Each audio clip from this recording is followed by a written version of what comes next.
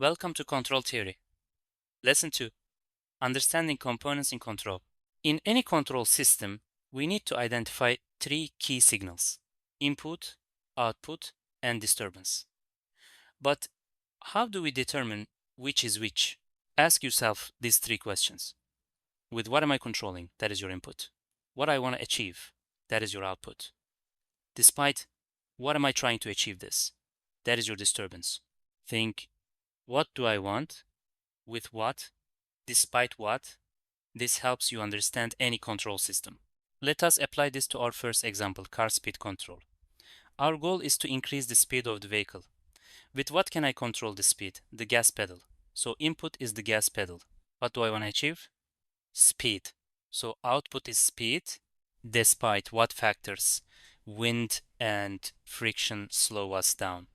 So disturbance is wind and friction. Example 2, room temperature control. Our goal is to keep the room at a constant 20 degrees Celsius. With what can I control the temperature? The radiator valve. So input is the valve. What do I want? A constant temperature. So output is temperature. Despite what? People in the room generate heat and sunlight affects temperature. So disturbance is people and sunlight. Remember, with what, despite what. Identifying input and output correctly is crucial. If you get it wrong at the start, your entire solution will be wrong. Practice with real examples and you will master this quickly. See you in the next lesson.